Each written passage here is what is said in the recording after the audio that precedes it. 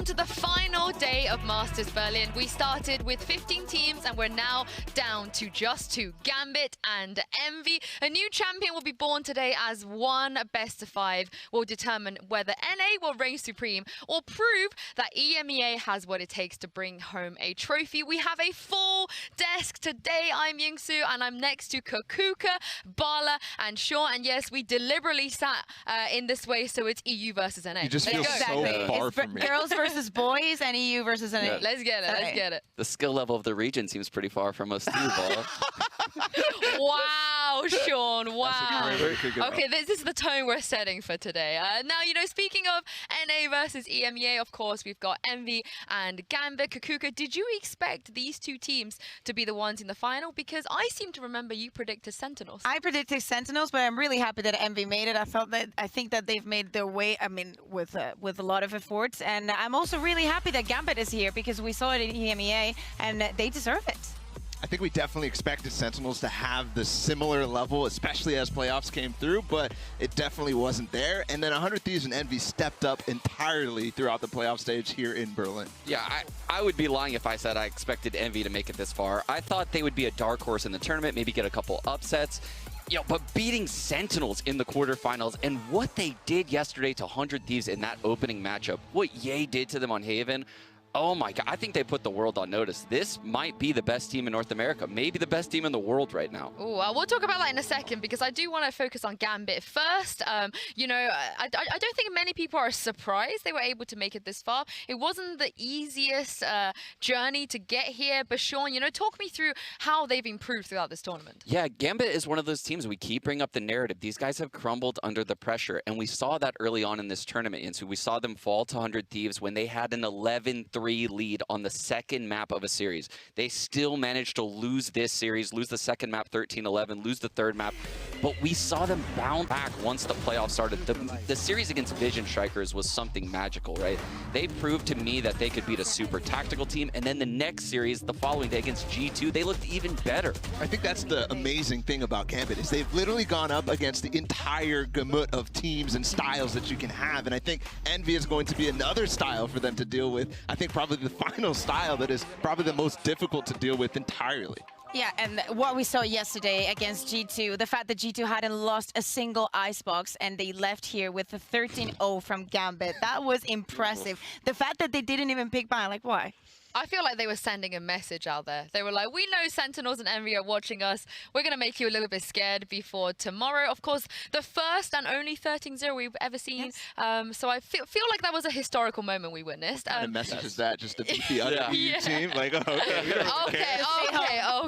okay. We'll see. I mean, we're starting the trash talk early today, but the game hasn't even started yet. But let's talk about Envy. You know, Sean, you said that this could be or is the best North American team NA has to offer. Would you agree, Kakuka and Bala?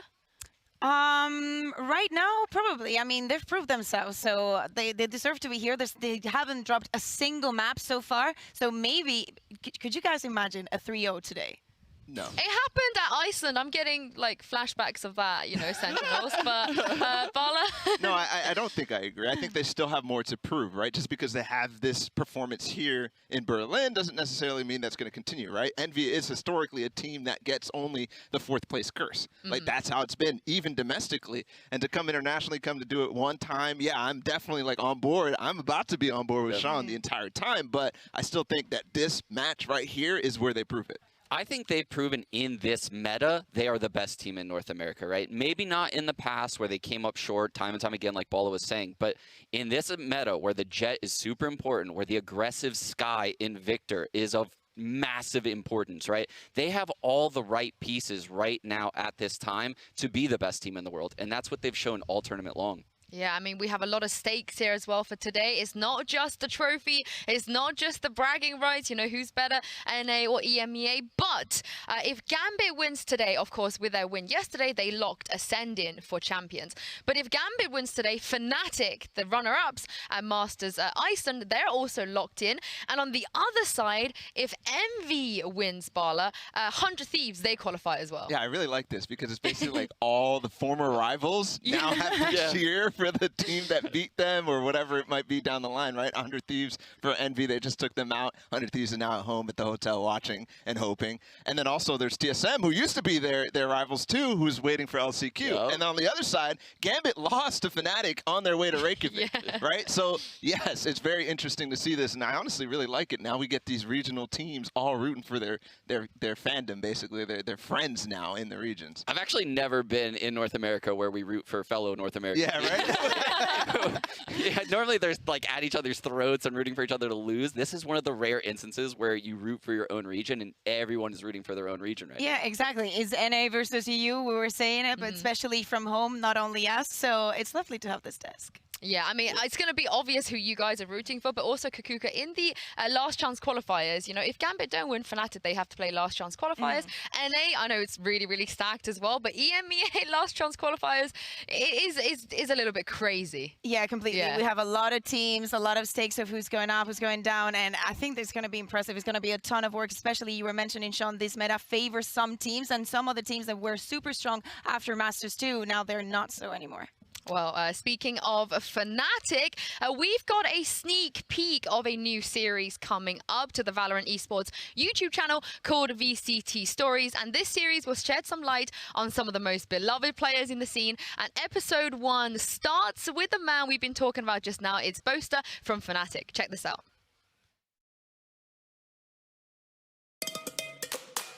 I headed up to my room to kind of get changed into more casual wear, and then I received a DM from a player from Crazy Raccoon. His name was Rion. It was on the lines of, "You're so handsome." And I was like, oh damn, I'm handsome? I'm just some skinny guy who likes to play Valorant.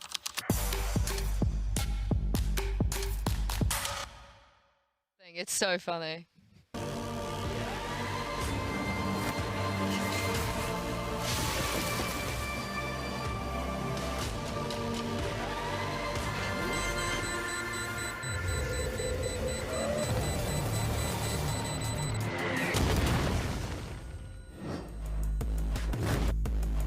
Welcome back to Masters Berlin. It's time to take a deeper look at our 2 grand finalists, Gambit and Envy. Let's start with Gambit. Now, Sean, you've dubbed them as a scrimbit, so talk me through why that is. Yeah, because when you talk to any of the pros, or even if you look at some of the content like players like Zelsis has recorded after coming to EU, they've played this Gambit team in practice, and all of them sing praises about this lineup in practice. They think they're the best team in the world in practice, but we haven't seen that translate into big tournaments. So that's like kind of what it is, right? I think honestly, some of the teams that came over towards Reykjavik and played against Gambit, like Sentinels, for example, learned stuff that won them the tournament or had the good performances over them from scrims. And now we're finally seeing them break that shell a little bit from their performances in actual matches where it's like, hold on, like who is this team? It's not really what we're listening to or hearing from the players. Yeah, and if we look at the roster, the 5 players have had great moments here, but we obviously need to, you know, highlight Nats. He's probably going to be the player of the tournament if they win today. I think so. I mean, even if he doesn't win today, I feel like there's an argument to be made, right? No, come on. If they don't win and Yay pops off or does something. Oh, okay. I mean, he's in the running. He's in the running. Yes, absolutely. And I think the crazy part for me is that Nats has kept up with Yay statistically. Not necessarily in like the jet roll type of stats, but in ACS and his KDA and all that stuff, Nats has been there and keeping up with Yay, which is mind-blowing because of the role he plays. And the clutches. The thing that he did yesterday against G2, I mean, all of Twitter was just going crazy on Nats because it is not normal for a player to be like that. Yeah, it's one thing to have your star duelist and a Jet main put up these numbers, but it's a totally different piece. If you have someone like Nats on the Viper Cypher putting up numbers to be the 2nd most impactful player in the whole tournament, that is incredible and something we have yet to see in this game. Yeah, well, speaking of some of the other players, because it's easy to look at this team and go, oh, Nats, he has the numbers, he's popping off, even with players like Defo and Shados as well. But I want to talk about Chronicle. I don't think we've shown him enough love in this tournament, Kakuka. Tell me why he's so impactful. He is so impactful because he's going to be obviously playing on the solo. He's not going to be the IGL of the team. That's something that we see in many teams, but he is flexible and he always pulls out. It doesn't mean if he's on the Sova, if it's on the Viper, he's always going to be there for you, and he is one, you know, with the supportive role. that he's going to have your back. I think the assist stat right there is something that you have to pay attention to for him, right? He is a support player through and through, and he plays that role really, really well. And it's a contrast to the other side, where their Sova is, you know, very, very aggressive and making big plays. Chronicle has been one of my most impressive throughout the entire event, just because he's consistently there for his teammates. Absolutely, and yeah, he's put up those assist numbers. I know Kukuka loves this time and time again in this tournament. I think he's the third highest in assists right now at the event, which shows how much impact he's having on this Sova Viper, right?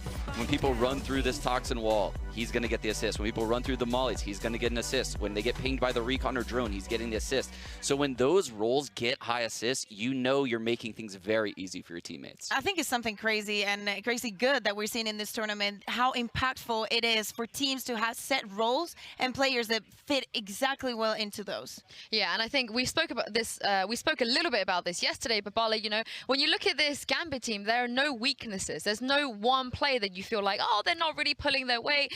Everyone seems to just be on top of their game. Yeah, for sure. And that's why they've kind of had these performances where they're just stomping on teams, right? Because every single player is contributing in a way that not only applies to their role, but also just like is above and beyond just the kill factor, right? So that's, I think, the literal reason why they have these 13-0 performances or the 13-1s, 13-2s, which they have had over and over and over throughout Berlin. That and the fact that they have such a deep map pool, right? Like this Gambit team can have any of their players play such a wide variety of agents. Like even Nats, he can play a Viper or a Cypher. We talked about Chronicle playing Viper and Sova. They're all like that, where they can play different agents across all of the maps. So there's not many weaknesses on this team. But I'd say the most impressive is the fact that we've seen them play against many various and different teams, and they've been able to adapt and learn from them. Yesterday, for example, I mentioned earlier, they didn't pick the bind because they knew that G2 would have studied that bind, especially because we know that Gambit is so strong on it. So they decided to not go for it and go for a breeze. Yeah. It's crazy. Well, speaking of that G2 win, the Gambit in-game leader, Redgar, broke down that 13-0 and spoke about Gambit's improvement throughout this tournament. I guess Breeze was really tough at the start, but after a few rounds, we was okay, let's go, we can do it. G2 played really good on Breeze. They tried to make a lot of unpredictable move for us, and it was, whoa, they're really gonna do this one. G2 played really good on Breeze. They tried to make a lot of unpredictable move for us, and it was, whoa, they're really gonna do this one. Of course, Nas is good, but in my opinion, we all did a great job because, yes, he's like, right now he's the star of our team, but just for sure everyone is doing their job. That's the point why we're winning. I want to show all the world that we can improve. We are not like we were before. We're improving every day, every hour, every second, and we will prove it to all the world. I hope that we'll show our best performance and have fun, that's all.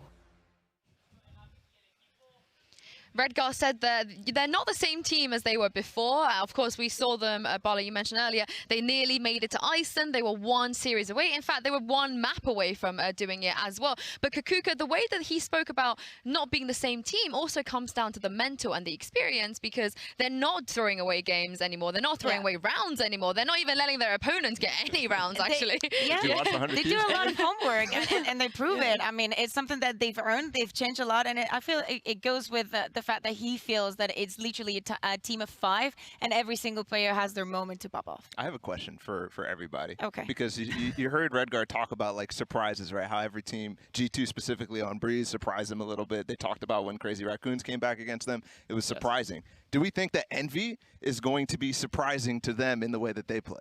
I think so. I mean, look at the clips that I broke down on the teleshow yesterday when they were going C. In that matchup, they were not stopping at the site. They were pushing into defender spawn as attackers. It was the most aggression I have ever seen a team have deep in a tournament where this actually mattered. It looked like they didn't care anymore. And I don't think Gambit has played a team quite like Envy yet. Yeah, and Kakuka, you mentioned this earlier, you know, they haven't dropped a map yet. That means they haven't really even played from behind. They've always had the advantage. They're closing everything out 2-0. How scary is this Envy team? I love, in comparison to G2, where they said that they wanted to lose kind of early so they could come up stronger.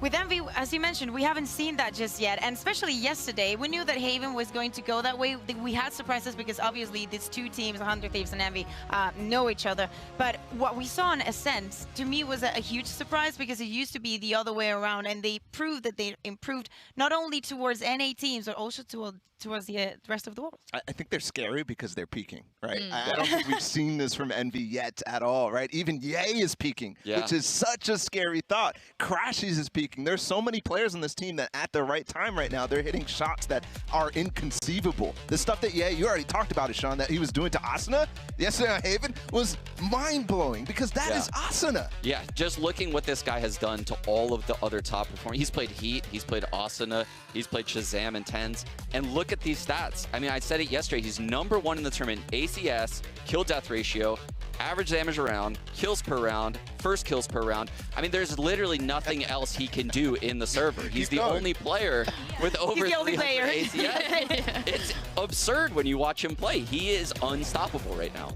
I mean, you asked this question, Bala, about whether, you know, Envy is going to be that opponent that's going to be tough for Gambit. But at the same time, looking at all of the opponents Gambit have faced, do you feel like, sorry, Envy have faced even, do you feel like the same thing other way around? You know, how will Envy deal with Gambit? Yeah, that's a very good question. I think you already kind of have a team that they played already that's similar to Gambit in 100 Thieves, right? I'm not saying that they're exactly the same, but I feel like the styles are a little bit closer, right? That slower paced style where they're really trying to work the map and then hit the sites at a certain time, and then also the very varied team play that they have on defense and ideas to take certain parts of the maps. I feel like that is a similarity that Envy's already ready for, but you're right, like they haven't really played Gambit yet. Yeah. And that's a completely different beast. It's a totally different beast playing against this Gambit team. We saw Vision Strikers try to be aggressive, albeit it's very different than Envy. They use a lot of synergized abilities to get their aggressions off. Envy just wants to take the fights, and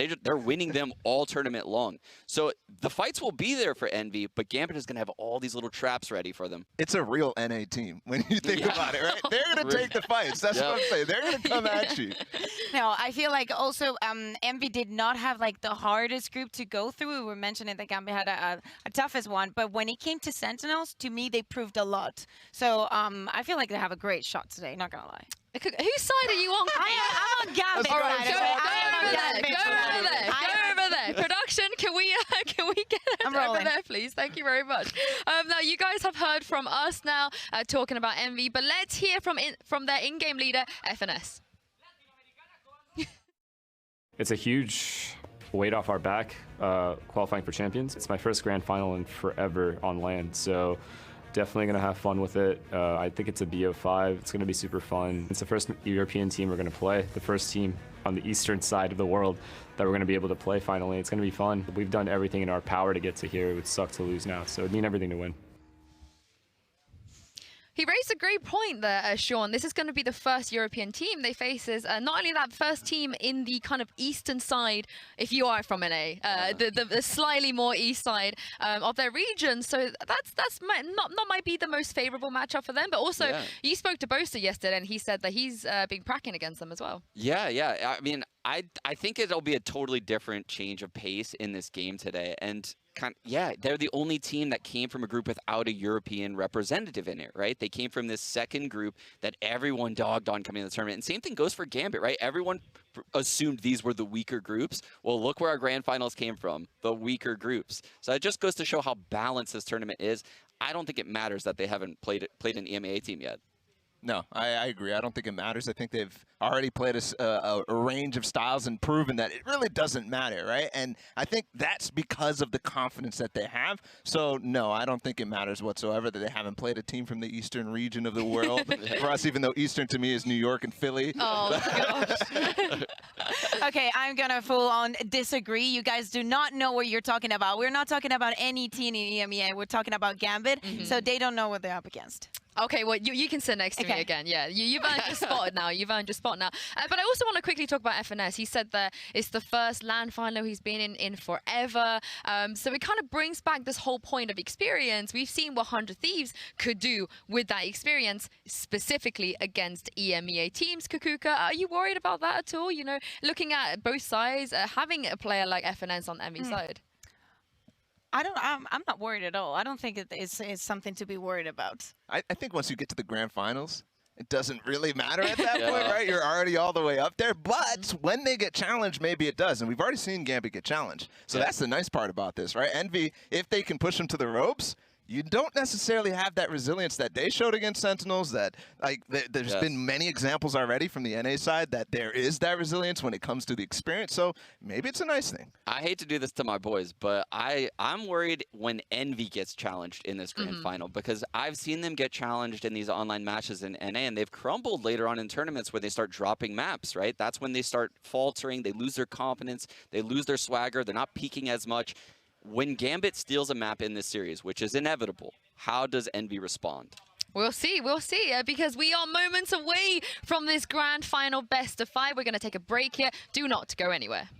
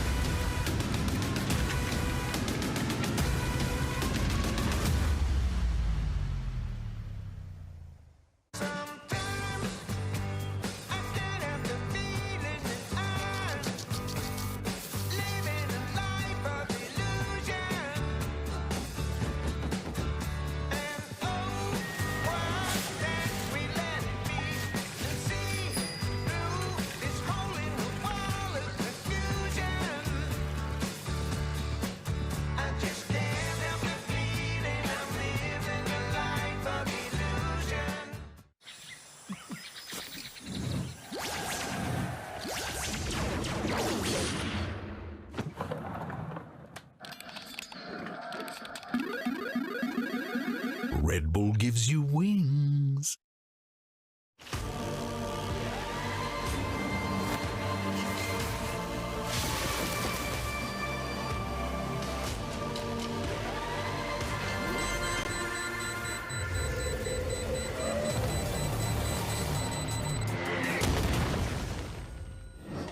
One time I was running through the jungle. Before the break, we looked at both Gambit and Envy, and you guys picked out a couple of their star players in Ye and Nats. But I want to talk about them a little bit more, pit them up against each other a little bit as well. I know, Sean, Ye has some insane stats, but we can't ignore the context that Nats is the only non-Jet player pretty much in the top half of this tournament. Yeah, when you look at how these guys are getting their frags in the game, it couldn't be more different, right? Nats is requiring his teammates to make a large presence on the opposite side of the map, or in some cases both extremities, while he lurks in the middle, and he's just always finding timings. We've spoken to him in interviews. He puts a lot of time into researching the teams and how they rotate, how they move around the map, and he's an expert at utilizing sound in those positions. This is really interesting to me because it brings up the entire discussion of meta and, you know, really, really good jets necessary on a team and stuff like that. But when you look at Gambit, yes, they have Defo, but really the story is, do you want a god tier jet or do you want a Sentinel of God in Nats? And I really don't know what the answer is because the roles are completely different and they also provide different stuff as well. So I'm kind of leaning towards the Sentinel just because that's kind of fresh and new and not everybody has that sort of thing. But it could be both. I don't know. I think it's lovely, but we have to respect the fact that Nats has to play for the team while Jay has a team playing for him in some situations, okay, not all the time, but I think that is very important when we look at the stats. Well, thank you very much, guys. This is it. I'm sorry, Sean, because it's time to officially kick off the finals of Masters Berlin. It's Gambit versus Envy.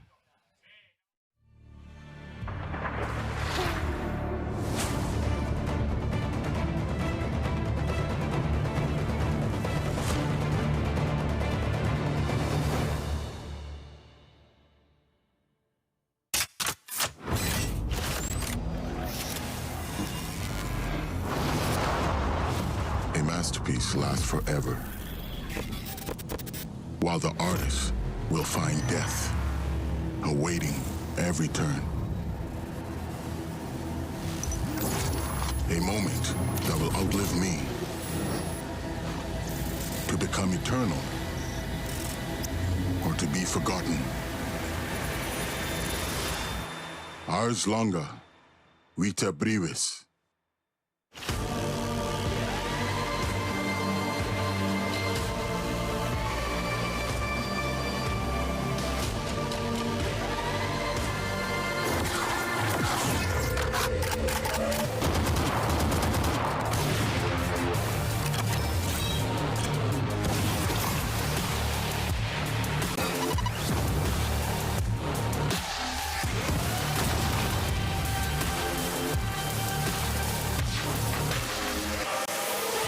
Art is eternal.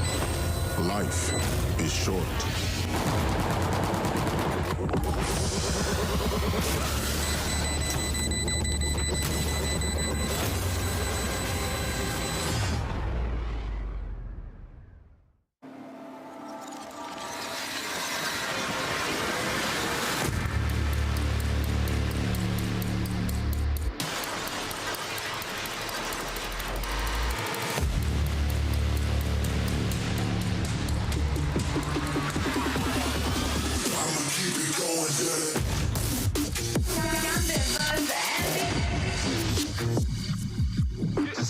I'm sure Gambit's gonna be looking really strong. What is happening?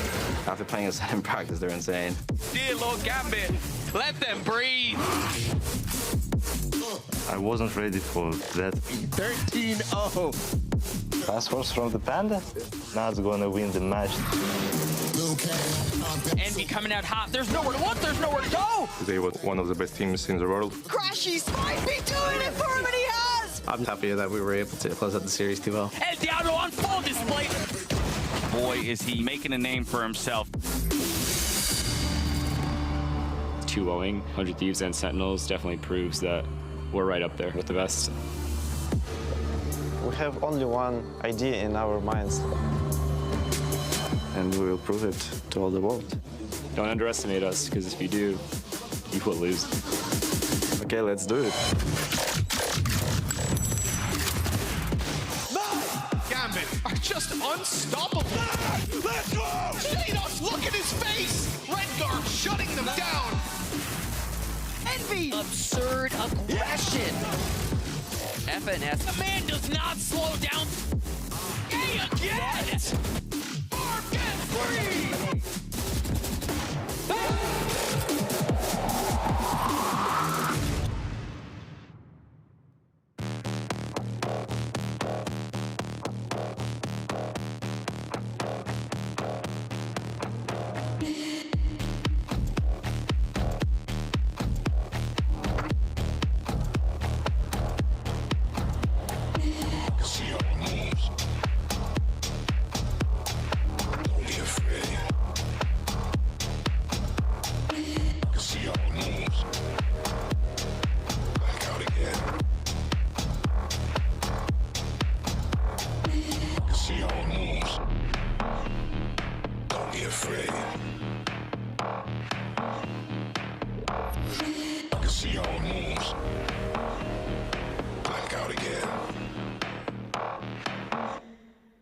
Okay, blackout.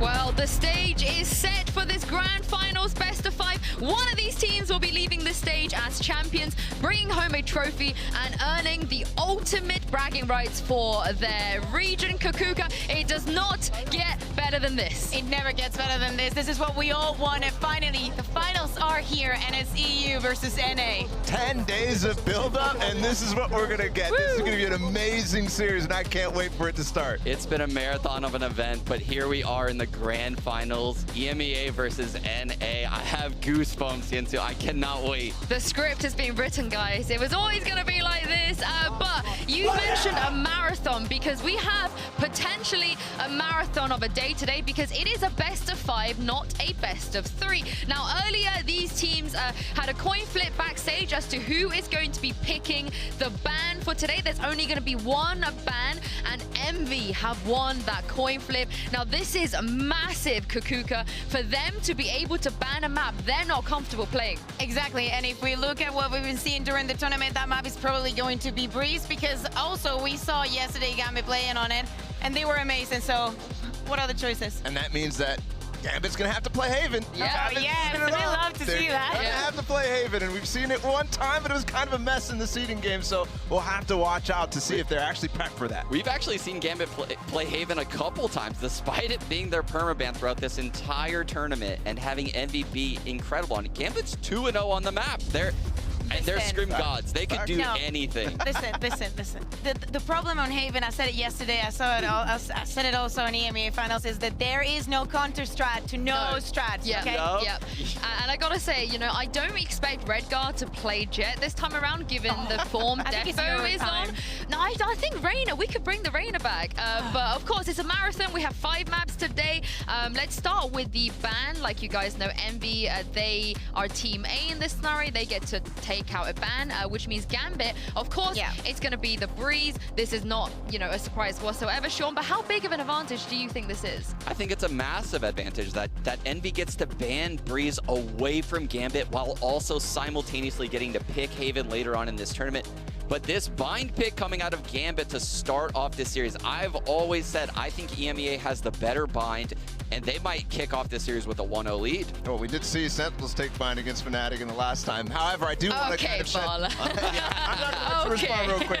I do think that we have to talk about the fact that Gambit gets picked 1 and 3, right? So right off the bat, they're trying to come out with some comfort for them, and bind is what it's going to be. So that's very good. I mean, it's definitely a comfort pick. Both teams are probably going to play in the double controller, something that I love to see, but this first map has to go for Gambit. They've proven themselves over and over, and of course we get a Haven stake. Yeah, I mean, this is not a surprise either.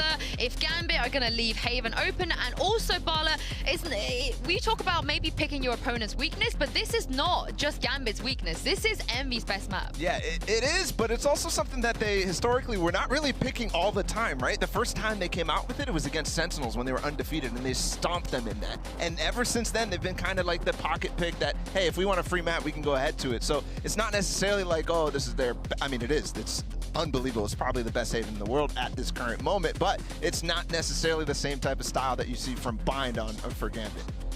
Wow, well, this is interesting. Okay, so Gambit have decided to lean towards the split again here. You a fan of this pick? I am, actually, because I feel like yesterday, the same way that they didn't pick the bind, because they feel like they were prepared, I feel like that's how they're feeling against Ascent today. So I like the split. I think it's kind of risky because Envy have proved themselves also in this map. So I think it's just Gambit going into the weakness of Envy here on this split pick. You know, they could have gone Ascent, which is their best map, but going into Envy's weakness might be the play and leaving those maps for last. Yeah, and map 4 will be Ascent. Having Icebox solo down is going to be interesting here as well. But Ascent next, we're getting to a point now that very, very little is going to separate both teams. I love the fact that we're getting the maps in order. Is literally Bind, Haven, Split, Ascent, and then Icebox, the order that they were released. So thank you very much. I didn't even notice that. Yeah, the holy Kukuka. But Ascent, yeah, that's going to be the 4th one. What do you guys think over there? Is this a good choice? It's the only choice, really, I think. Yeah. I think Icebox is one that you probably just want to leave last, right? Wait, even about what happened yesterday? I mean, yeah, you don't pick Icebox after what we saw yesterday. Gambit do against G2. Yeah, we want to float Icebox to map 5, not pick that anywhere in this series. I think Envy's, you know, wiping their brows right now that this isn't earlier in the series. Well, this is if we go to map 5, and now we've seen the 5 maps here. Of course, Breeze being off the table. Sean, do you think we're going to see 5 maps? Oh, man. It really depends how this first map goes, Yensu. Gambit has to feel an immense amount of pressure, because if they lose this opening map of Bind and have to go into Haven, they could find themselves down 0-2 real quick. I'd go as far as saying that it has to be a really, really good Bind for Gambit for this to be like very, very difficult to go all the way to 5 maps, right? If they don't stomp on Bind, then I don't think we're getting 5 maps. Yeah, I completely agree. And maybe, I mean, we've seen surprises on Haven. It wouldn't be the first time. They were against really good teams when they got this this victory. So, you know, not to be so hard on themselves. Yeah, we can't call them out. We can't count them out just yet. But let's talk about Bind a little bit more here. Kakuka, you know, looking at Gambit, ever since they changed their team comp, they've never lost. They've never lost. And the fact that in this tournament, they 13-1 Crazy Raccoons and 13-2 Vision Strikers with Lakia on the roster playing on this Bind says a lot about them. I think it's the controllers when we look at Gambit's Bind, right? We look at Nats on the Viper, we look at Redgar, Lucky, and the Asher usually on the map. Those two players just have so much control on their attack half. It doesn't matter that they start on attack every time they pick it, because they're still putting up monster numbers throughout the tournament. Yeah, we're into the Prime Gaming Agent Select, and now again very comfortable on the side of Gambit, but also we've seen Envy beat Vivo Keyed here already as well. Maybe not the best time to make too many agent changes. Maybe Haven is where we will see changes, but I think for somewhere for a map like Bind, Bala, they're probably going to play it safe. No, I don't think so. Yeah, they're going to play it safe. Oh, this is actually a slight change. They literally just ignored everything I said. But Victor has been performing so good on the Sky. Exactly. I am not surprised. Yeah, I'm not surprised at all about this, but I was kind of hoping we'd see the Raze, because that's kind of fallen out of meta, so it's something that you have to slightly adapt to that could throw Gambit off their game. I think we might get mirror comps here, guys. I think 100%. Both of these teams are going to have the same comps, which leads me to believe I've done this before in tournaments where you watch another team's VODs and you like a lot of the things they do and you're trying to counter-strat them, so you're like, why don't we just play that same exact style, just do it better? I think that probably Gambit expected this because of the performances not only Victor but Marv have been having this past days, and they know that they like their comps, and there's no other way to beat them. Who's taking this, guys? Ooh, Gambit. right off the bat. I think Envy is going to take this, and I'll tell you, the form that they've shown has been insane throughout the last couple of days, specifically in their last 2 matches. They are peaking, and Gambit, while they look fantastic and they've had dominant performances, it is a team peak rather than an individual level peak, and I actually value the individual level more than I value the team play, which is coming from me. That should say a lot about how strong they feel. I think my heart really wants to actually lead towards Gambit here, but the map pool and having Haven in as the second map just puts so much pressure on these young players on Gambit to win this opening map. And there's just too many variables for me to say that, you know, Envy will drop this series against a team like that. I have to side Envy. I mean, I have to side with Gambit, but I have to say that the fact that Envy gets to bump Breeze gives him a huge advantage, so it's going to be a tough one. It is going to be a tough one indeed, but the players are ready and your casters are ready too. Let's send this off to Pansy and Hypok for map 1. We've made it. The best of 5 is now in front of us. EU's representatives, be it from CIS, we're claiming them. All right, we need it. They're ours. Get out. And Envy coming in after breaking down Sentinels. I think a lot of people are all aboard. And a note to remember here, great moments are born from great opportunity, and this is the perfect chance for these two sides. Let's see here how we're going to get things kicked off. I think Gambit started off on the attacker side. A slow approach, default. Nothing actually too surprising from what we've seen previously here. Again, Nat's going to be in that position where he's going to try and work himself up short on A, but Conical posted outside. Actually, it's a 4-man lean for Envy. Over towards B. It's only going to be FNS here to hold down the fort. Obviously, yes, he's got the utility to depend upon, but there's a time limit on when you feel comfortable with this. So once that starts to tick over, I'll be curious to see what the look is on the other side. And if they're going to get proactive with this or if it's simply a read. But while this has happened, shower control has been gained. Defo's taken that space. They've already kind of started to clear through that, but they're falling back away. So a very cautious start. You can see not necessarily hesitation, but everything has to be accounted for here. Nothing given up on either side, actually. Envy just sitting tight. It's giving me butterflies watching these two because it's on a knife's edge here. I was giving me butterflies. Gambit are floating towards B right now as well. You see, actually going to leave Chronicle in position, maybe to, again, just try and bait something out with his Owl Drone, but Envy still in position here, crashes. Oh, he just gives up the angle. The timing on this could be insane. Okay, Marv's got contact, the flash comes in, they want to burst off this, but Marv's still good for one. He still stands! That's 2 quick kills, but then Crashy comes over to try and help out, but Marv needs no help. He holds that down all by himself and even peeks down in it. He's feeling this game from round 1. A 4-piece on the pistol round. Again, Gambit desperately trying to run the clock down, I guess anticipating Envy. We're going to get a little antsy, maybe go looking for answers, but nothing given away at all. And as Crashy's backed up, this first one completely blind, by the way, on the defo. So well done here. Again, the spacing just slightly off, and Chronicle already noted it. With that Owl Drone on short, just trying to bait a little presence. Keep Envy guessing. That's a way to start it off. That is a hell of a way, and that just shakes off any of that maybe anticipation of, oh, hopefully we do all right, hopefully we have a good performance. That's got you buzzing straight off the start now.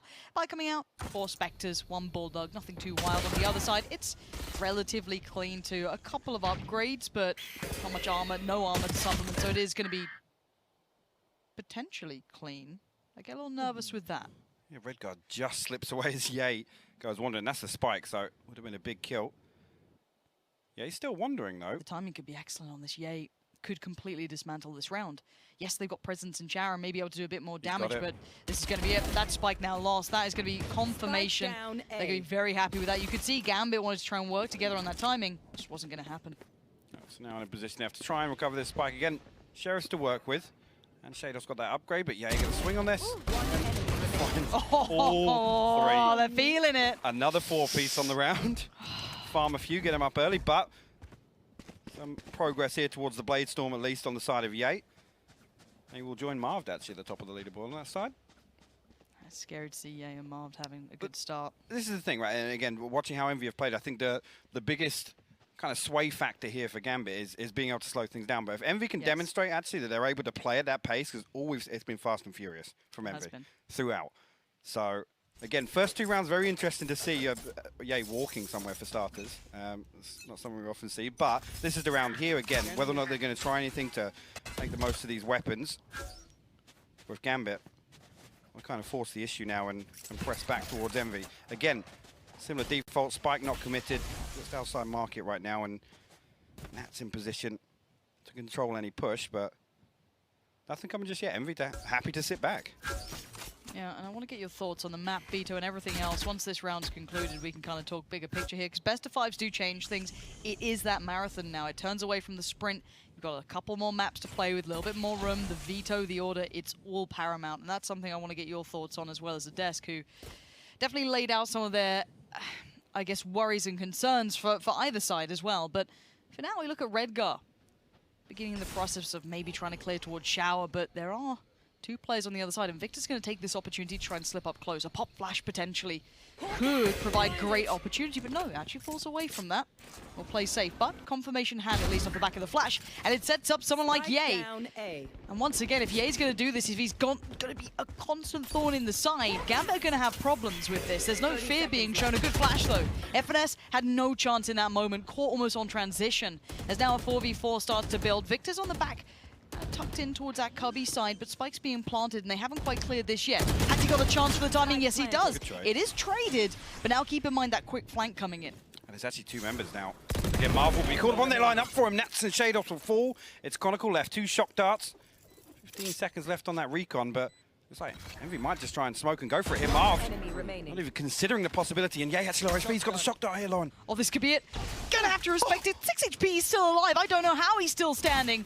And Chronicle is playing that time limit as best he can. Yay, what are you going to do with this one? Chronicle ain't going to mess this up. Surely not. Keep those nerves of steel in place. The spam's going to do it.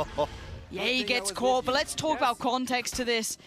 That was a bonus for Envy. Yep. That was not a full purchase. Marv finding those frags then was the gateway right back in. Ye's pressure coming through as well. This man's on a mission. Yeah, he's able to thread his way right into the backlines once again, find actually the location of the spike within this default, which again is something that we want to see Gambit address this now. It's not committed in the early round, but again, we know Gambit like to go for those 30-seconds hit. They like to run the clock down. This is a major concern. If Ye's consistently going to be able to find that space, and find the spike as well. It's the second layer to that concern. I want a Red Bull clutch to start this off with. There's so many individuals now having very, very big starts. Quick flash. Didn't get much for it, but Ye does get the blades out, so he's going to be happy with that. After the belting start he's had, it's not too much of a surprise to see it coming in this round. Now on the other side, the purchase. Yes, they converted the round, but it obviously was at a great deal of a cost. We have now a Spectre, a Guardian, some kind of fallbacks as, wait, how's FNS found that? Was that just straight through the wall, maybe just spamming away, maybe just reading a little of the positions? But Seekers popped out as well, so this could maybe spur on that piece towards B, or maybe just take that deeper territory so they could then lean towards and execute if they fancy it. But Ye's still here, and they have no idea that he's lingering around at this point. Someone else dealing with the Seekers, but Shados with a belter. That's again another step towards potentially leaning towards a site now. They've actually got it down to a 4v4. Actually, we'll be able to push on through with the snake bite as well, so we'll get site control. Nothing actually an elbow to deal with, and it looks like actually 3 members of Gambit are going to pick up 4 in CT for Envy. Not pushing this, they're actually onto site already here. FNS is so early. He went ahead of the divide, and he just gets the perfect timing on it as well. Finding Chronicle as he tried to fade away back towards Octagon. Now Shados, he does have a flash on this one. There it goes, straight through, gets the pop. Where's the quick push? There it is. Marv did crashes. They are making this look way too simple right now. I'm getting a bit nervous here. Now, let's then take this into the conversation of what happens in the map pool if Envy come out and they're firing up like this. They're looking individually really solid. FNS on this timing was great. Chronicle had no idea. What's the knock-on effect here? Because best of fives, they're a little different. I mean, Baller made a really, really good point for me. If you're leaning towards Gambit in this series, it needs to start strong with Bind. I mean, Gambit's performance is synonymous with being feast or famine, right? It's one way or the other. We've seen both sides of that coin at this event, but it's the bigger positive, right, to see them starting on attack and have some comfort, right? Find that kind of groove. And right now, Envy aren't allowing that to happen. And it's not by countering with aggression. It's actually being willing to sit back and wait for Gambit to make their move. But I think you throw in that dash of, well, is Jay now going to push behind us once again? You never know what you're going to get. Now, at this point, Victor did catch Defo, trying to maybe close that gap a little early. Seekers do come through, so confirmation of where this intended hit's coming into. Nats on the overwhelm, a name that we haven't been saying too much yet, but always a critical piece to the Gambit puzzle. A 3v2, HP's low for Marv, so that could have been an issue, but no, the pre-fire on that corner, more than enough to secure it. As Chronicle does have the rifle, but down to 45 HP. It's a little low, and you can see it already now noted by Ye! You ain't getting anything, man. Ye is on it today. He's looked so sharp individually last few series. Again, Gambit made with that one, switch of pace and just try and get a feel for maybe what the setup is for Envy on A site. But again, we've already seen Envy adjust to a number of different kind of scenarios here. And again, just thinking back to if they're willing to give up B and play retake the way they did. Again, it's on the back of Marv's early progression towards the Cosmic Divide. So something that you can't necessarily rely on. But with factors like that, if they can lean away and potentially leave something for Gambit to walk into. Oh, is this looking a little aggressive? Marv's put himself up towards the corner on this one. So again, we've seen that aggression down towards that B side, but it is going to be Nats now. I thought it was isolated, but comes down towards Victor like a guillotine, just head now removed. But Marv's been pushed up here a little deeper. It looks like Nats is on red alert. He's like, that seemed really weird. Where's the second? There's the second. He finds it. Huge impact from Nats in this round to just tame that early aggression that Envy was starting to explore. We'll pull Ye across from B site as well. Again, look at Gambit, though. They're still sat in the same default from 35 seconds ago. Spike not committed. It's a mirror image of every other round so far. This is how Gambit want to play this map. They want to bait Envy into pushing. They want to build that paranoia, that suspense throughout the round, and hope for a slip-up. There it is. The patience they show, yes, we constantly say Na'Vi style, but I'm going to say maybe Gambit style here. I mean, Nats just got rewarded. Exactly. Nats just got rewarded perfectly for that patience, sitting back and waiting for that push-up. So at this point, why wouldn't you commit a little longer? Now, it is maybe going to be that next layer of do they still clear for FNS as diligently as they should. And we know they don't. The B's obviously open and ready for the taking. Gambit will still take their time. They will still run that utility, and they're just fine. I'd be a little bit more nervous if there was even a player nearby, but they're just fine on this here. Well, this is the comfort zone, right? It hits 30 seconds. We've still got 5 alive. Cool, let's go to a site, right? More often than not, especially with what's gone on in this early round, at least with 2 members of Envy committed to that short push.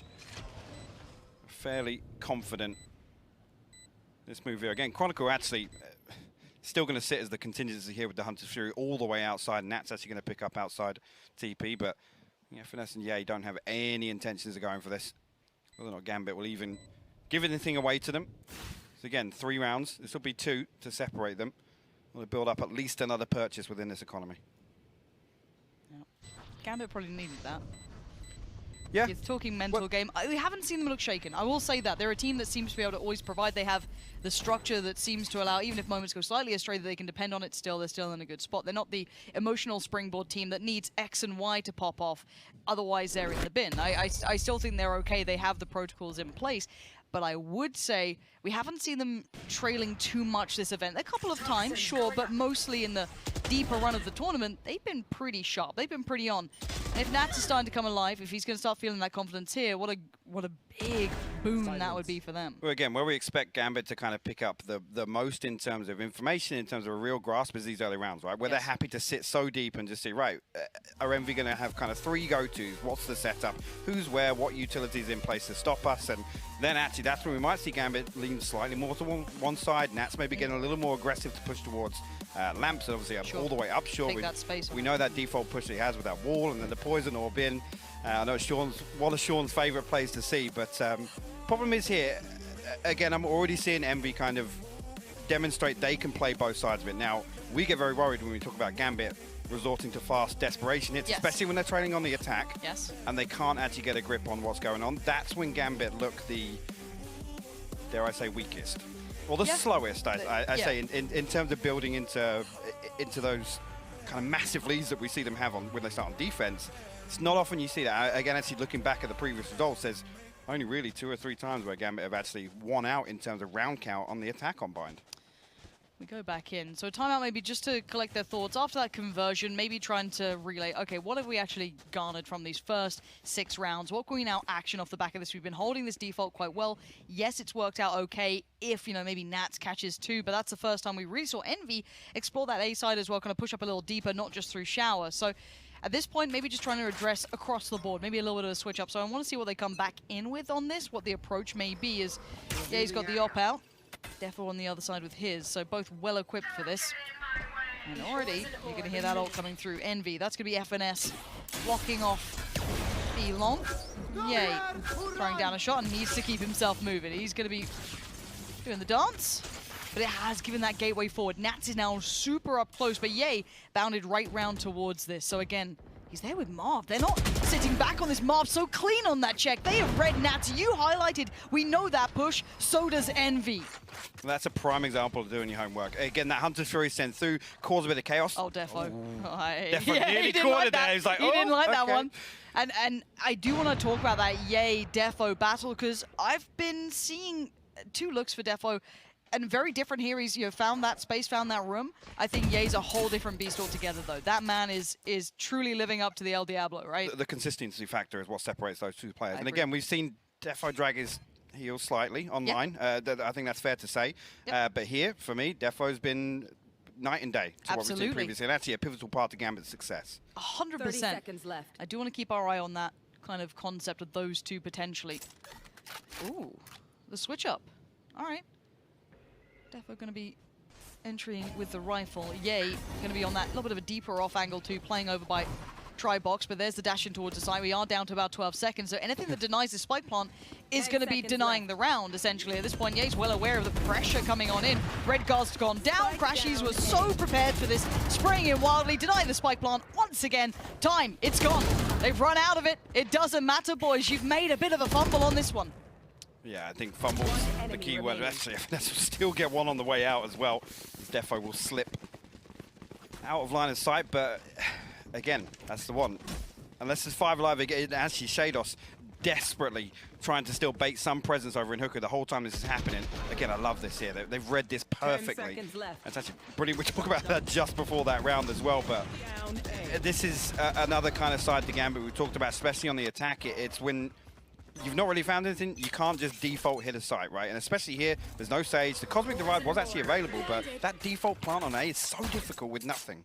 And let's then talk about Envy on the other side showing such patience. They knew that clock was low. They were not taking super risky fights. They were holding deep on the back of site, allowed that clock to be the worst enemy for Gambit on this one as Defo is going to be noted but not really affected and can continue to go up. Now we do have a slightly forward position coming out from Ye as well. I want to see if he does decide to go walkabouts, if he feels the timing, who knows. But the spike is still deep down towards the backside and mid. So this is just taking that territory. This time it's B long. We haven't seen them explore it in a minute or two, so this could be a different look here. Defo slow and methodical. And don't expect Envy to give away a peek in this scenario. Victor, just in this, again, he just needs to hold this angle, make sure nobody can slip out undetected, because Ye actually got himself posted up right next to him. You see Gambit are actually leaning this way as well.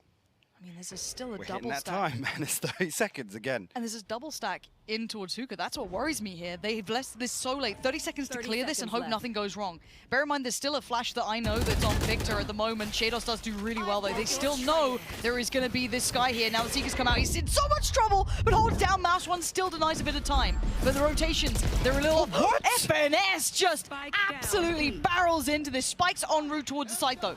And can anything stop it? This fight, and already there's problems. 8 seconds! Shados loses the spike and loses his life. Crashies does well. 4 seconds on the plot. FNS! The positioning was primed. And now Chronicle, you gotta watch again as another round slips through your fingertips. Envy don't care at that point. Take the frags. We got the round. Look at this. Envy are absolutely running them out of this server right now. They absolutely are. And the problem is, right here, yes, they still find the kills on the way in, but the contingency is in place. Envy have run down the clock. They put up one hurdle. And all it is that double stack. It gets ripped apart by Gambit, but that doesn't matter. It's the 5 seconds bought there where the TP push can come through. Again, the Hunter's Fury is a factor from Crashies, and again, the fact he's even found the kill, not just denied the plant, is huge. Envy, again, this is a perfect example of adjusting to your opponent. And it's subtle, though, isn't it? It's not... It's nothing special. It's nothing flashy. There's no flashiness to it, but it's just very well considered. And again, the calling, the preparation, all seems to be paying off so well. And how often do we talk about Envy looking flashy this entire event, right? It's all been theatrics. Absolutely, and it's been gorgeous to watch. We've all been fans, of course. It's hard not to enjoy these boys. We even got dabbles of that in the first couple of rounds, but now they're getting that complementary kind of good mental approach, good tactical approach to it. And Gambit need to find something out of this. Now Shados with the op and a couple of pistols in surround, and that's all they've got. And just to note, this is the most rounds anyone's got versus Gambit on this map in recent performances. I think that the next was 5 from Supermassive Blaze. So Envy already exceeding expectations, and Gambit have got it all to do to fight back. Defo might find. This did give him 1, but no damage done. Again, it's a double stack here. Marv sitting to the right side of this wall. And actually, Defo's going to swing through. Oh, Shados. Wait, what? As if he's the one to get it, but they don't account for Marv. You have to. Shados, apparently that op looks good in your hands. But Victor then fills that gap. And they're always in the right place. The rotations are en route as well. Victor's actually going to aggress on them. That's madness. Redguard will punish that sort of behavior. As now we're down to Crashies and Ye. One rifle has come on through to Redguard, and it's well placed once again. The double stack was Crashies just slipped through time. Oh no, Crashies, he's feeling this. He's read this so well. That's one. Can he get it? No, Lats! He's found the kill. How's he done that? Down to the wire again. Again, there's 10 seconds. They find the one kill that matters, which is the spike, right? And the big thing here to consider, again, a little bit more of a forward hold, right, on the side of Envy, and it's an anti-eco round. So daring, again, call that what you want. Must be nice. Shados finds a freebie on the way in there. Finds a second, fair enough. But at this point here, you're thinking, all of this has happened so deep, and it's taken so long for them to come through showers. Actually, the rotation comes through. There's more bodies to deal with. So even if they trade 1 for 1, 2 for 2 on the way in, Envy is still in a position to prevent that. Let me tell you a story about Ye right now. What? This guy is something else. Marshall, Op, whatever it may be, he's still finding impact. Plays up towards that B long, and now look at him instantly on the swing as well. Going to switch things out. Gonna maybe fill that gap with like maybe FNS coming on over. Defo had an operator, by the way. Ooh. I was looking at this, I was thinking, they've not got much in here, but last second, Ye buys a Marshall. And I love the fact that Ye's here. Now look, already a clear towards Shower as well. I don't know how much Marv just saw. He leant through a fair amount. I think he's cleared this. And now they're going to have the outdrone. This is exactly what they want. They're in good places to make damage out of this, but the rifles are still superior. Ye's on the other side now. Speed sees just the gun barrel. 2 now. Crossy can call it. There's going to be... Dart towards the back of the site, sees another cross, that's a tag. Nats though does find Victor, so again those rifles coming through, but Marv! Chronicle, you absolute savior of this side. The damage was starting to pour on through. FNS can't do much on this one. He used that rotate over towards that B site, and Gambit somewhat being saved in a very dangerous manner, but I've got to say Chronicle being able to find and always keep awareness towards Shower then was key, because you imagine if he just slowed out there, denied the spike plant, you still had Ye on the site, they can pull and push between each other. And the thing is, every time the Gambit leans towards that, okay. Let's go, Chronicle! Every time Gambit leads towards A, that has to be a consideration. And yes, they could potentially plant with, still players on MV on backside, especially if they found a kill on the way in, but that always has to be a consideration. Triple and Showers. Especially there was nobody from Gambit that actually came through Showers this time. And usually, it would be Redgar, potentially Shados in there to flash through, but again now, take flight. Gambit actually will lean heavier towards A. There's only 2 members of MV this time. Marv and FNS, and it's like actually a little bit of a set piece potentially going out from Gambit. Yeah, good clear close. Ult gets popped. Again, not much being found for this. Spike going in. They don't really have much of a say in the matter. Marv, how have you got that on Shados? The wild spray towards Nats will not find its intended target, and Nats is still dominating into Azuka. He's got his ult now just ticking away. Ye on the other side. Spike is down. So again, time is so favorable, and Nats has just denied this entire slice, but look at that flank coming around. Redgar is in such a dirty spot. Nats is walking this. See it? This is still the contingency plan. Chronicle has fallen, but Nat still stands, and yeah, FNS may consider it, but he still has to deal with it. And now the mad flank from Redgar. What the hell did Jay just do? Come hell or high water, he's still a problem. And Crashies is on the defuse. Envy, make it up to 7. I'm not entirely sure at the moment at which that flips back in Envy's favor, because all you got to think is they just don't have to challenge, right? At this point here, they have to buy time for Redgar to come through, and again, you can see that. I don't know how Ye is finding these. Again, Redgar. How did he find all of that on site? Was that 3 on site? Yes. That's absolute madness to me. He walked into the Viper's pit just coming through from pipes, and I'm not sure what the setup was on the other side. I know we were sat watching Nats, but he looked in a position to stop that from happening altogether. Oh, I'm with you.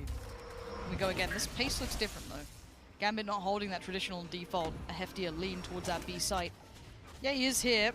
No ult this time, but he does have the ult. They're playing from site itself, and one towards kind of elbow, just waiting to see if their TP comes in early. It's a double take as well. Defo's going to find Victor, but will he predict FNS? They've got to know he's lingering around, but Redgar finding Ye on the site is huge. Now, yes, there'll be an answer, but it's Marv with 2, but it's all favorable trades towards Gambit. Again, in the last round, we flipped the other way again. A very, very fast round. It'll be 7-5 on the half. Like I said, MV already outperforming recently versus other teams that Gambit have faced. We'll have to see what happens. Yeah, let's head down to the desk to see if they think this is enough. Has Envy posted enough rounds? Gambit have not been at this sort of deficit in a while. Guys, your thoughts? Great question. Great question, Pansy, there. Let's take a look at this map so far, because like Pansy and Hypark have been saying, in recent times, no team has gotten this many rounds against this Gambit side. Barlow, what do you think about that? Yeah, I mean, that's pretty impressive. I have to say, that's very impressive, and everything they've done in this is honestly a masterclass from the beginning to the end. The way that they had that 4-stack on pistol, I was already like, okay, something special is about to happen. In the next 3 rounds, they compounded their advantage by taking double orbs. And Gambit's just sitting there like, I'm just sleeping right now. They're like literally just sitting on the other side of the map waiting for that to happen. I love that you mentioned that, because we're seeing a Gambit that is literally playing Gambit. They're super passive, waiting for Envy to push. And Envy has done all the research and all the homework because they knew that they were going to see Bind today.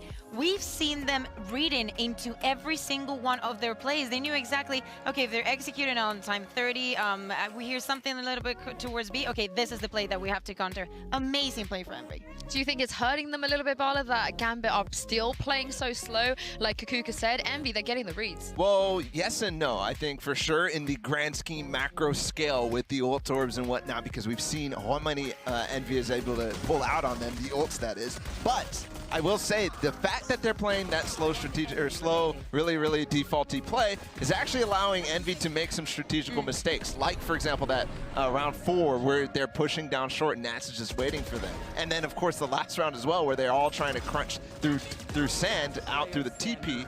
That is also a strategical mistake that's not possible if Gambit's not playing that slow style. Yeah, this is literally the main conversation. If Envy, they know what they have to do. They know how to break the diamonds onto Gambit. So if they pull on and just keep doing that, this can be a map for them. And that puts Gambit in a really bad situation. Well, it's a strong start for Envy for sure. But Pansy and Hypok, let's see if they can keep this up. That's the big question, isn't it? Is this just the start or will it carry on? Can Gambit find that fluidity on that second half, or are Envy just reading this so perfectly? This has been something on our mind here, and I feel like, at least in that initial half, we did have Envy having the correct answers to the Gambit puzzle. However, half switch, whole new dynamic. Yeah, I think start off with the pistol round. Now, the key thing for me is, are Envy able to achieve the same thing they did on defense, which is dictating the pace? Gambit, again, we know they're going to sit deep. Defo actually will be given FNS on a platter behind the Owl drone to start things off. And yeah, now actually looking to counterbalance that actually with 2 other members pushing up long here. Actually, if Yay finds this, it could be the entry. It could be, but Chronicle's caught off Crashy, so actually there's still a lot of favor to Gambit in this round. Now they know this player's coming up. Look, Vic! What? Okay. Shados, you're a lucky boy to keep you alive, and Ye's in trouble. He's been taken out there for standing Gambit. Great positioning, and I'm a little curious what happened with FNS there. What was the intention on that walk-up? Because, it, as you said, it couldn't have been easier as a start. No, it's not the person you'd expect to see, obviously, push out on the backside of the flash as well. I think already you've got to anticipate there's somebody else in position to obviously swing on that flash at least, but a little weird. Maybe that was just an attempt to, you know, push and pull on both sides of the map there and create a gap somewhere, but not an awful lot achieved there. And again, like I said, not especially not on this round. Well, unless he's got a Marshal, which he has. Always a possibility. So they're on the full buy, got it. But again, I'm looking for the same thing. Can Envy be the ones in control of the pace of this half? As Chronicle will open up onto Yay. Actually, so that's the Marshal removed. Defo will be forced back from this. So shower control has been gained. Flash disregarded by Defo. Takes the fight towards FNS, and Chronicle is making sure he is always the anchor point here and using that rifle just perfectly. A flawless prime gaming round for Gambit, and the score has been closed now. So that's the instant response. 7-7, game back on. Well, next question being, what can Envy achieve on their first buy round? Do we see Gambit get a little proactive to try and pull this one through the gate as well? Again, actually, seeing Envy again set up in that default, in the pistol at least. Now, whether or not they learn anything from that, look at it. They've noted Shados, they've noted Defo. Again, I don't think there's going to be any particular adjustments on the side of Gambit. Actually, to say that, Shados will actually be here early round. The flash will confirm presence down by Fountain. Again, expect Defo and Chronicle to just play this pretty slow on A site. Nobody there from Envy actually to even contest showers. You can see how deep they're playing as well. Envy relying on something towards B long, but 3 members of Gambit that side. Yeah, I want to see what, because FNS is on the other side to Defo. I don't think Defo's going to push too much deeper on this, but it depends on the amount of contact and pressure they get towards that B site. It's a weird angle. It's a weird one. It's a weird angle. And again, very similar look here from Envy, taking the time across the map. This default is holding. They are swinging slightly back towards A, but the spike, it's not particularly making too many moves until now. This is interesting. On the back of the recon, down short, and the flash on long, they get confirmation on both sides, Lauren. Yeah, Chronicle and Defo will be the two here, but Ye's found success. Now that's going to maybe cause a couple of issues for Envy if they wanted to lean the other side. Chronicle pushes in, isolates Victor. The timing could not have been better to make it back to a 4v4, and Defo just slips himself towards the side, tries to be amongst them, and he is! Finesse completely unawares as Chronicle now comes back. Envy are pinched in this one. Oh! What? Defo! You're insane right now. Ye and Crash is going to have to do some big work, and look, it is those two. No way. But Nats, the timing on this is unbearable. And like, oh, you're going to try and play late in a round, are you? You're going to go for a late plant, remember? How we kept being denied these spike plants? Yeah, enjoy it. 5 seconds left, and Crashies has to clutch out a 1v2, and he knows that chance is gone from him now, having to accept the fate as Gambit will make it to 8. And Envy, woo! You have Nats to close out, but what a flank from him and keeping so much control here. Some of those shots as well were just unthinkable stuff. Again, Chronicle being in position at this point in the round to actually react on that orb being picked up is kind of crazy, but Defo, I can expect it to look like an AR, to be honest with you. And again, can we call that hesitancy on the side of Envy? Again, maybe anticipating the Gambit were going to be aggressive and try and fight for showers. Potentially, they were sat very, very deep outside. But no real push. And again, like you said, Gambit, they find their comfort zone, which is 30 seconds left. Bodies alive. Yeah. Ye will be first to swing long. We'll be giving it, again, no aggressive peaks on the side of Gambit, other than this very, very deep angle held by Defo and Showers. And again, Envy going to try and at least send out a probe. And that's, yeah, he was spotted now.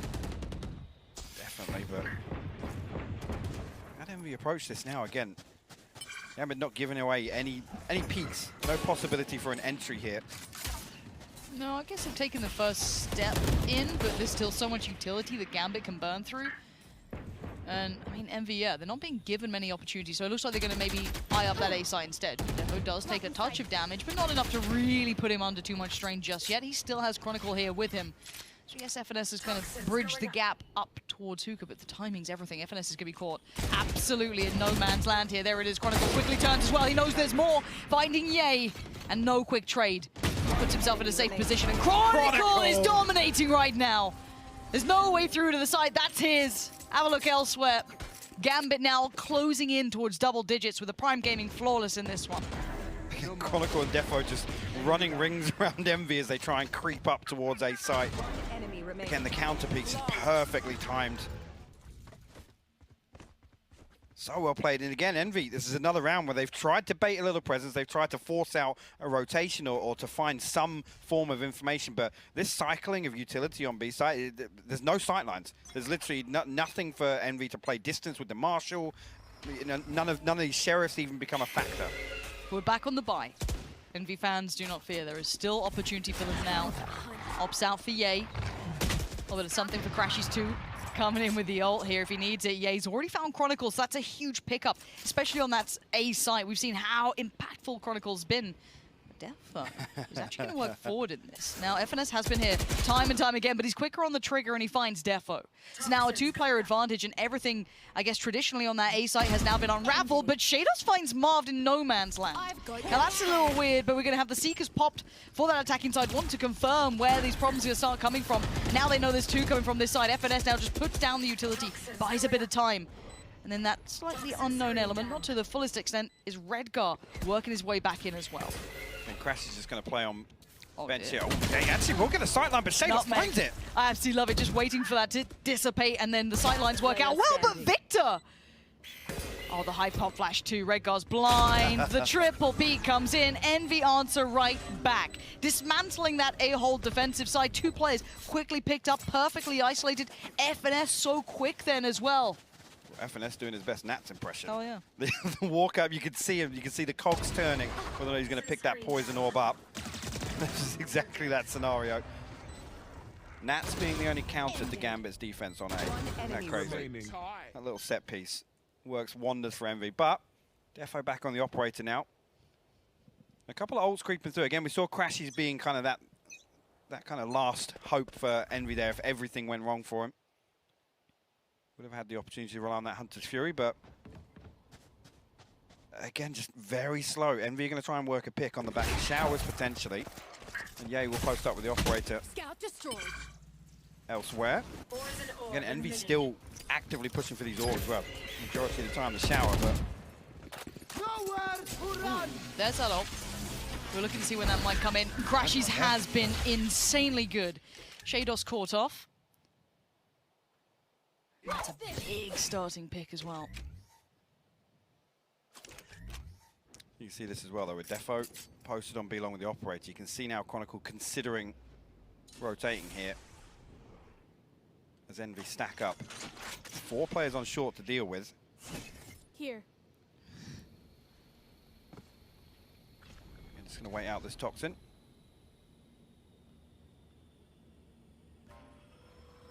Again, perfect timing as well. The Astro utility, you can see it in unison here. Just, the timing on this utility is perfect from Gambit, but they won't find it enough it, and Envy will creep through. It's fine time at least for Chronicle to come over this side, and he has his ult. So that's now going to be a key piece to this to buy a little bit more time. Maybe Nats is off angle now, gets a bit more play. It does. In perfect synergy. These boys just find the timing whenever needed, but a dive towards the side from Ye. Quick response from him, but Redgar on the trade. Crash is now going to suffer, but 13 seconds. They're away. He's going to make a mad dash for it. They just want to get towards that B side, leave FNS over here for a second longer. But now speaking of seconds, we're down to 5. Plant comes through and Envy going to just try and flip it on a dime. The retake now has to adjust all the way over. And it gives Ye a way better position to hold this. He misses the shot. And Defo will at least catch him in the leg. But 43 HP is more than enough right now. What do they have to work with in this post plant? Because Defo is closing right back on in. There's still one on the side. That's Marv. Quick trade out. It's down to a 2v2. Op still out, but it's Defo finding FNS. But Ye, oh, he's got swung on Gambit. Gonna make it to double digits. And what a way to play that back in. I thought Envy had cracked it with that TP. And honestly, I thought Redgar, slight misuse of the utility there. You can see him try to stun on the dropout from Hooker instead of using that gravity well to deny that plant. Again, you got a gamble of where the plant comes through, but what a recovery right there from Gambit. Again, to hit that rotation at the time they did on the side of Envy, perfect. They had enough time, I guess, comfortably to find the plant, but not enough time to set up accordingly. I think with Gambit stacked up so quickly towards spawn, they had all the time in the world to wait out for the recon bowl and all these other factors that become key for Gambit to fight back through. Because Envy have used everything on that XQ&A. Absolutely. They bail out of that. They have nothing left. No. Here we go. Defo gonna make it hurt. Just add insult to injury as Ye's gonna fall on this. Now FNS will pick up another. Gets a rifle. Marv still got a rifle too. Got a frenzy and a classic. No way Nats has made a tiny pocket to sit inside Hooker here. Shados is right there too. Oh, the Aldro, I don't think he even had to do it, but the pop! Ooh, the pop flash was perfect, but Crashies could not care less, but there's Nats in the little cubby, and nobody puts Nats in the corner, because look at him! 3 quick kills, and the rifles, everything, every small margin that Envy wanted to use got removed. And this is the concern, right? You wait for Gambit to just get something on their attacking half, because they find this groove on defense, and they dig their heels in. It's so hard to counter this. Again, actually, I thought Shadow sees that Aldro and he's going to swing on that, but actually tried to pop flash out, and I think that's the whole reason. Right-clicked on that, man. I mean, it's Crashies. No, you make a great point. I'm so sorry. Silly me. Great counter to that. Yeah, but it's Crashies. Yeah, there it is. Give me your deep analytical thoughts. It's Crashies. It's got a classic. 11-8 now. Gambit taking the momentum way off from Envy. And I thought maybe a timeout might be coming in for Envy soon enough here, because if they're starting to feel like they don't have an answer, they'd be up against Mad Point. It is a best of 5 though. Oh, and God. Redcar's got a judge. He's in Hooper. It's really quite good in this position. Flashed up, still blind. Can't use it. Second to follow. Didn't catch him. Redcar's fine, but actually somehow Victor still wins the fight. So now they've got at least the stepping blocks towards the side that they want. Nats is still here though, and he can be such a nuisance, such a problem, such a time buyer as well. TP now taken, but that spike, keep that in mind. And Chronicle was in their spawn, but Crashies predicted it. So many weird things going down, but Nats is still here, and that's what I want to keep in mind. He was still lingering around a little while longer, but Defo's on the other side. Do they even think he's here? No. Crashies none the wiser. A terrible surprise. Now they have to get past Defo on this, and they're going back. They're going back into Nats' lair, and with no follow-up. Surely this is called out. Yeah, it is. Defo's on the way. And Nats will just wait patiently towards the backside of sight. Having a little look towards long, nothing. 30 seconds left. And confirmation will be soon. Two players creeping up. Nats, does he see it first? Yes, but he misses. Yay brings hope towards Envy, as now the site will be there. Spike en route. It will be planted. Defo, what can you do with this? Spike planted. Not impossible, but certainly not easy. Could he catch him on the way out? No. They're both going to be sat towards that long side. Maybe a longer rotation for Marv to get towards Hookah, as Ye will be controlling this. They're doing just that. This is perfect for them. Defo touches the spike, looks towards Hookah, sees nothing yet. The timing's not there. Marv will finally make his appearance. He knows where Ye is, but now he's had to use both of his smokes. But what? That shot was so quick. I thought there was a chance for it, but Marv, safe pair of hands. That long rotation coming in. He was just fine playing from Hookah. Not an awful lot for Defo to do in that scenario. Again, finding one was the consolation there to try and get that one through, but I gotta visit the so look here again, just from that previous round with a couple of SMGs. A bit more of a buffer this time for Envy, but one more buy in the tank effectively. Gambit hit 12. With that victory now, essentially going to reset their economy. Viper's bit available for FNS, but Defo actually goes walking here. Yeah, he's ready for it. Don't walk up on Ye, man. He's starting to come alive, and he needs that fire. They need a little bit of something to light a fire under Envy right now. Shados just gets pinned into the shower. And that's, yeah, timing's not good enough for that. Mars was waiting for this. And Redgar and Chronicle, a near on impossible scenario. I'm curious how the money's looking for Gambit now, because these rounds have been pretty brutal for both sides. They've both been trying to keep it clean. Envy finally have 5 standing here, and they may just keep it. Absolutely will. But have to respect this situation, but it's interesting to see Gambit now maybe lean a little further forward, because it's given Envy what they want, right? Yes. They need to find this. And the fact that Gambit plays so deep on some of these defensive rounds, it burns up so much of the clock, with Envy actually, again, trying to be the ones to find something before they make a decision. A little strange, and again, appreciate Defo making the effort, but after that, it was almost just one by one. Envy of like, yep, we found the first blood, let's go. In this next round, hoping Gambit can at least resort back to where they're actually finding success, right? Forcing Envy to make these late round hits, burn up all this utility on the way in. One round separates them, Lauren. As soon as you think there's, I thought that Envy maybe needed a timeout, but they came up with the answer pretty quickly of their own accord without needing it. And I mean, Shados really. I think Shados is thinking, oh yeah, he's going to bounce that into the corner, so I'm going to move. No. That's a 0 bouncer. 11 to 10. This best of 5 could be a long day. Get yourself situated for what could be an incredible matchup between these two. Only map 1 here. Haven on the chopping block next. No clear front runner now, as Envy found what they needed. Create a little bit of an avenue, create a little bit of opportunity. As Gambit for a while looked almost flawless. Crashies was, not quite on par with someone like Chronicle, who had been absolutely dominant, which is something I was very surprised to say, because Crashies has been absolutely god tier. Chronicle, what an upswing in performance from him. 3 players this time on that Aileen. Nat's back in his little cubby. Again, on the back of that owl drone, the flash through just to check if anything's outside B. Trailblazer should confirm. Envy intended on coming. That's the goal right now. Look at the amount of vision they have to work with. Yay, that barrel's pretty that. Big, but oh my god, the timing is perfect. Okay, Defo's still here, but he's living Spike planted on borrowed time in this position, because you can see that Envy have taken the space and they've taken the site. Spike is down and taking Crashies and Victor sitting towards Hookah. That's slowly clearing on the back lines, but this isn't going to be a clean fight. The timing's going to be everything. Maybe he can unlock it, but again, it's going to come down to the wire here. Let's see what Nats can do on this. Oh, the timing, Nats. He does not know what he's up against. Crashy's just got Redgar. This has to now speed up the hit from Nats. He's got to make his impression known. 1, 2, the third doesn't need it. Shados is right there, and now it all swings down to FNS in a 1v3. He's got the time on his side, but the shots ain't landing. You can see Defo's just buying time. Nats is on the defuse, and somehow they work it out. 12 on the board for Gambit. Envy let that one slip through their fingers. Marved, again, he's so in tune. Nats is unnoted to that point. Marv's like, yeah, I'm checking. Actually, we're getting contact on site now. That draws him closer, and Nats, perfect position to strike. The transfer is actually beautiful onto Victor, but Shados with the counter peek. He's sat in lamps that entire time, waiting for Nats to come through and find something. And it's hard to keep that faith, right? You're putting so much faith in Nats having that perfect timing on it, and you don't want to go early. You don't want to mess it up. Nats falls, that's done. It's done. 12 to 10. Map 1 looking like it's sitting in Gambit's hands for now, but Envy, they brought it back from crazier deficits, but they've got the answers now to what Gambit are bringing. Some of these rounds have been off the back of some brilliance, be it Nats, be it Chronicle, be it Shados, be whomever it may be, Defo.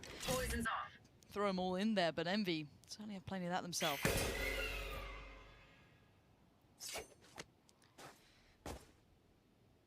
And Flash will confirm at least a member of Envy on B-Long. Again, this utility used by Gambit on the defense is so beautiful to see. Flash on one side, Aldrone on the other.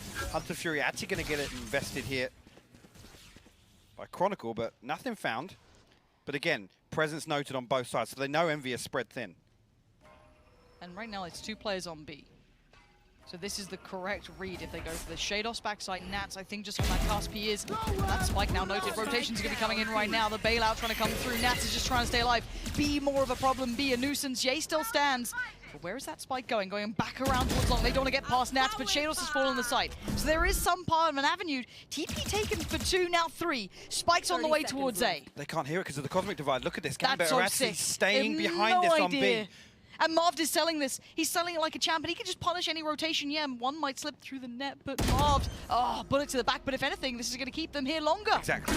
Now they know the plant comes through. Seeker's invested by Victor.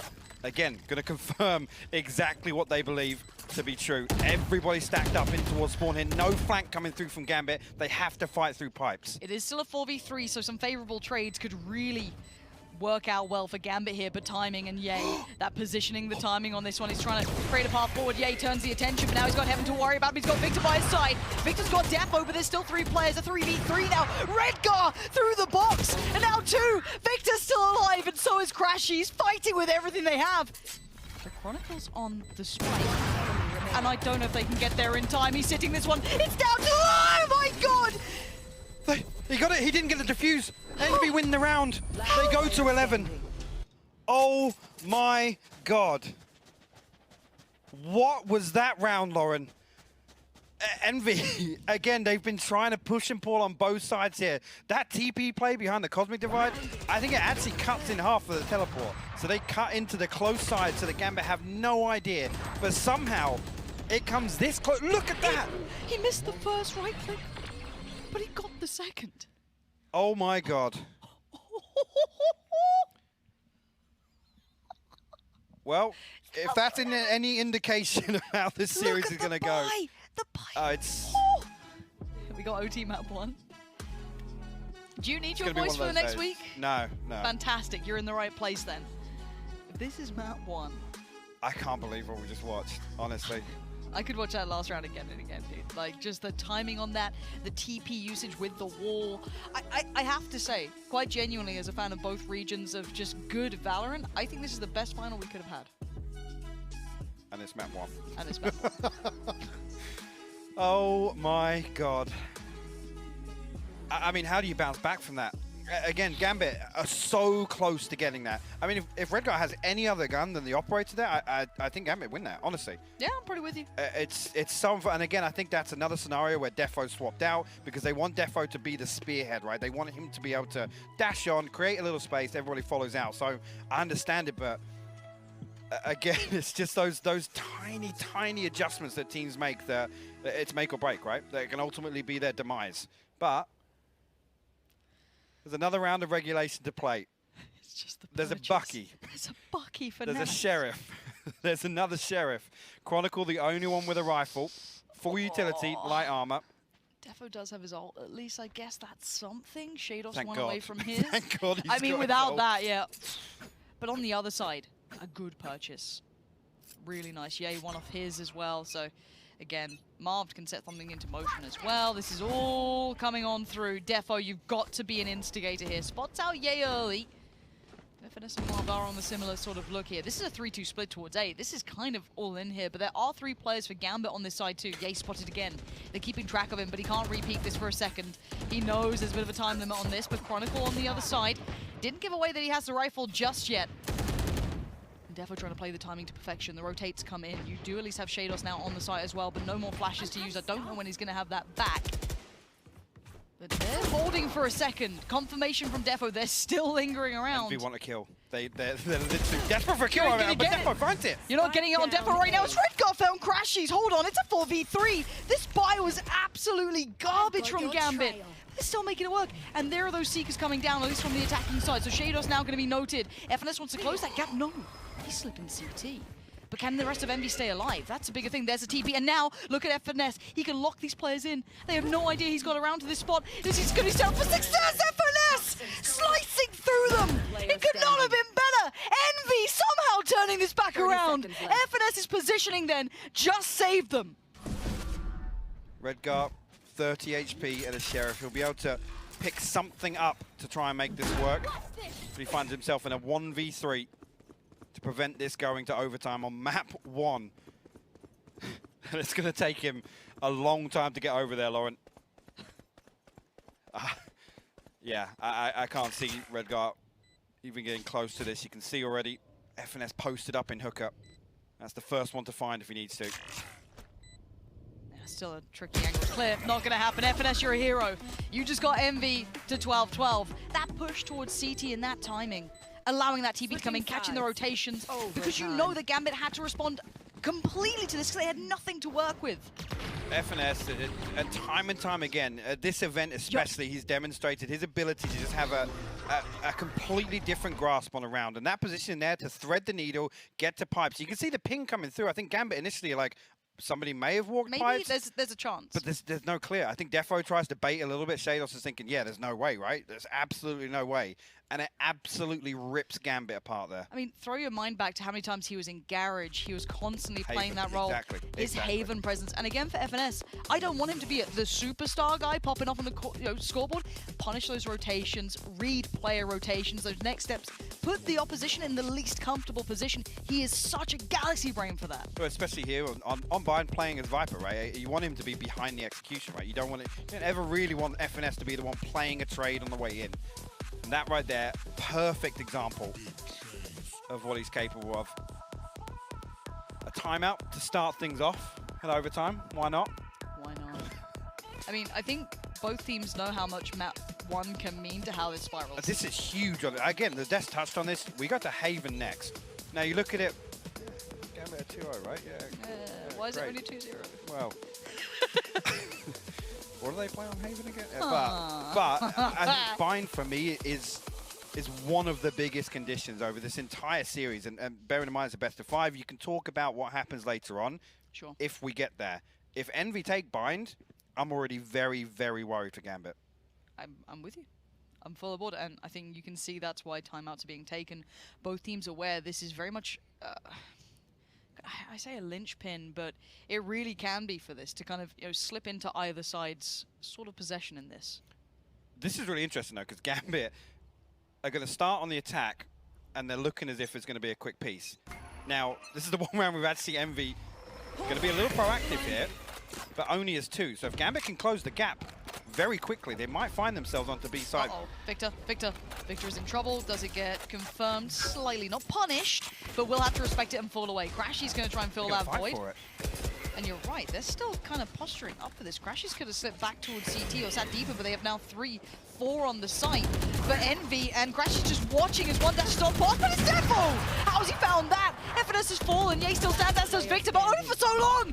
Gambit have just butchered Envy! And Marv called upon in the final moments here of this first round of OT. Not gonna happen, Shados! Sorry. How on earth did we just see that? Did Gambit just execute within the first 35 seconds of a round? I don't understand. Am I asleep? Was there a scoreboard switch or something here? But again, the perfect thing to pull in overtime, right? Envy are anticipating that slow pace, that methodical, again, especially when you get shut down in the way you were in that last, well, the last 2 rounds of regulation, actually. Even just Defo finding that pick towards back site. Exactly, they were already there. They had 4 players on site basically at that point. Like, that's insanely impressive, but it ain't done yet. This isn't just like, oh, but it's done. No. Envy's turn. Redgar opting for the judge. Okay. Is this the world we're living in? Okay. All right. Fair enough. As Nats goes down, Crashies with a pivotal first pick. Here. It's huge, actually. Yay, pinging out the possibility somebody's walking this smoke, but FNS, does he drift in? Redcar's going to back away. Do not walk that. Do not walk that. Oh. Dead fool. Toxins going up. Well, I think now we can say 2 uncharacteristic rounds from Gambit. Yeah, We'll wait and see what happens, but it's got a little weird, yeah. It's gotten weird. And Envy will love that. What a great start too. That's what they look Comfy for the picks. entire time when they're never attacking got given us. it. Yeah. Never got given that. They had to fight so hard for any of these site hits, but now, yeah, okay, oh, yeah, no, fight us whenever, dude. That's great. FNS though pinged out is going to be revealed and punished. Now with Chronicle still here, he's been having a belting game. 30 seconds, a Spike yet to fully commit to the site. They had to clear Chronicle and they do. left. Yay sharp. Shados, now considered as well, been revealed, hiding away. Defo's en route, but it may be a little late now, as it's going to be just down to Defo, and Envy somehow find the perfect beginning. Given effectively, well, there you go, Yay will find the last, but effectively given 3 opening duels, which you don't often find versus Gambit. Like I said, Envy were desperately looking for rounds like that, where they were able to find these 1v1s. These early fights. They look for it for the entirety of the half. And this here from Red Guy, again, I'm okay with it. Again, it's overtime. Throw something weird in there, something that maybe, you know, your opponent's not going to anticipate. But doesn't work out for them. Gambit back on the attack now. Again, everybody lent towards B. There's no Nats on A short. There's nothing here to bait presence. But adjustment from Envy. Gambit's pace is still catching my eye. Defo going to try and close in with that out. Going to be forced away, but there is another player in here, so don't think. Oh my god! Excuse me, Defo? He just dashes in. Victor so sharp though, finds a quick reply. And now a 1-for-1 trade out, but they know the intention. Victor now not necessarily panicked, but trying to pour that utility into buy time for Crashies to get over here. But you're right, it's the backfill, and it's still a fight from Nats and Chronicle. They just made Envy look like putty in their hands as FNS are marved. Well, they were on the other side. And again, this pace change has been very uncharacteristic. It's got them a reward. I know how scary it is when it's Gambit's go switch a gear, but Marv having to go through this now, a 1v4. But if Gambit do the similar thing on the other side, there'll be opportunities that Envy will lap up as Chronicle. We'll get Gambit critical round here, but that fight in Hookah was, Hookah was absolutely everything. But the pinch is beautiful from Gambit as well. Push up long, they were like in sight. Straight away, because I think actually they identify that it's only going to be one, unless, you know, for some crazy reason it's a pistol round setup again. There's 4 members of Envy on B side, but they know that they can play the numbers. And that's actually the perfect example of where to lean away from the default, right? And how to actually make that very, very effective in the early round. If you can find that one person, you can run them down. But remember now, Envy just got everything they wanted out of Gambit in that early start. This was what they were dreaming of. And I worry for Gambit if they keep playing into this. Now that's a different stop though. Yay being picked up here by Defo is very, very different. But FNS did find a very key frag. Someone like Redgar, and maybe he's reading this again. I'm curious if he is, but it doesn't look like they want to adhere to this story of heading towards A. They're considering an adjustment towards that B site. It'll now be Chronicle.